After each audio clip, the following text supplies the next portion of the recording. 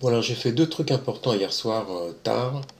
Et bon, comme ça m'a demandé quelques petits efforts, donc je voudrais le marquer sur ce journal vidéo.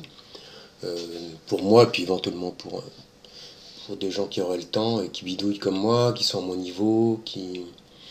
Voilà, pour montrer un peu. Alors, premièrement, la fonction que j'avais faite, qui fonctionnait très bien, pour intégrer le SPIF au programme général et voir mes températures en liste à la sortie de la console. Bon, ça marchait très bien, mais c'était une fonction que j'avais faite. Pour moi, c'est une fonction de débutant, quoi, parce que elle prend pas en compte en argument le fichier. Le fichier, je l'ai mis ici. J'ai mis le chemin du fichier parce que je fais ce que je sais faire, hein. Et ça fait très très longtemps que j'ai pas fait de C, hein, et encore j'avais pas été très loin dans le C, donc bon, j'avais fait comme ça, hein. C'est vraiment une fonction de débutant. On a, oui, plein de choses sont pas en argument, mais à l'intérieur. Donc là, si j'avais continué avec ces systèmes-là, il aurait fallu que je fasse une fonction par donnée que je veux voir dans ma console, quoi, hein, j'aurais fallu que je fasse la même fonction, que je la double, euh, et que je mette à l'intérieur, que je mette donc ici, que j'ouvre le deuxième fichier. Bon, alors il y a deux fichiers, donc c'est pas dramatique, mais de toute façon, ça, objectivement, ce qui compte, c'est que ça marche, hein. Donc, si j'avais pas été capable de faire autre chose, j'aurais laissé comme ça, et puis je m'en serais contenté. Mais bon, c'est quand même dommage de pas utiliser l'informatique de façon rationnelle, hein. Bon, alors je dis pas que cette fonction-ci est parfaite. Enfin, bon, en tout cas, elle fonctionne. Et j'avoue que je sais plus trop comment ça fonctionne, les pointeurs, tout ça, les chars.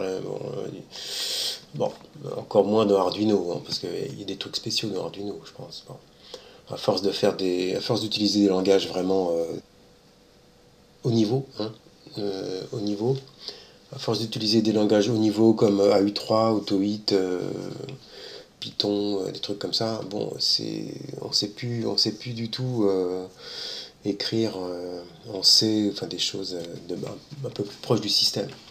Donc là, bon, j'ai retrouvé ça, bon, par erreur correction, hein, voilà.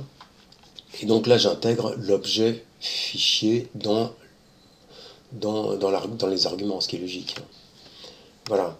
Ça, c'est la première chose. Donc ça fonctionne, hein. Donc là, même si je mets 10 fichiers sur ma mémoire flash, eh ben, je pourrais appeler mes 10 fichiers et mes 10 valeurs éventuellement de capteurs ou d'autres choses avec la même fonction.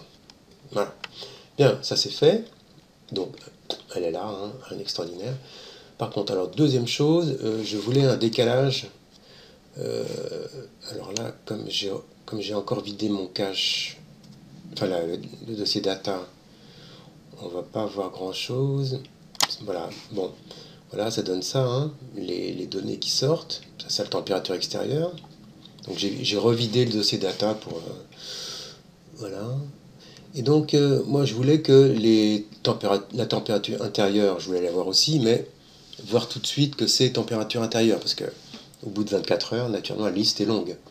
Et comme ça va relativement vite pour l'instant, les délais de développement sont assez courts, bon, ça va un peu trop vite. Les listes sont trop longues, je ne sais plus si c'est intérieur ou extérieur. Bref, donc ce que j'ai voulu, qu'il y ait un décalage vers la droite pour la température intérieure.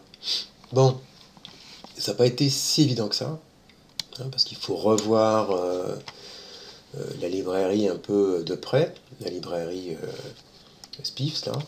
Et, donc, et finalement, bon, j'ai compris qu'il fallait que je change ma variable, la variable du capteur, la mesure du capteur, qui est un float à l'origine.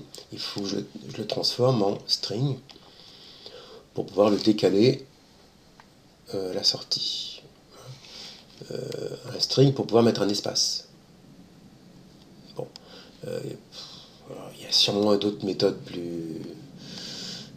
plus évoluées. Moi, j'ai fait comme ça. Donc, j'ai fait un objet string, myDataString, avec espace concaténé avec un cast de MyData, qui est un float à l'origine, en string. Voilà. Et au début, pour la démonstration, pour voir si ça marche, je mets ça entre deux gros repères bien visibles dans ma sortie console et je mets un délai de 50 secondes pour que ça bloque ma console et que je vois tout de suite le résultat. Donc le résultat est là. Et on voit que ça marche. Bon, naturellement, bon, peut-être qu'à terme je mettrai les dates, mais ça va surcharger, donc je sais pas, mais enfin je vais quand même décaler un peu plus. Donc je vais décaler un peu plus ici, mais enfin pour l'instant je reste comme ça.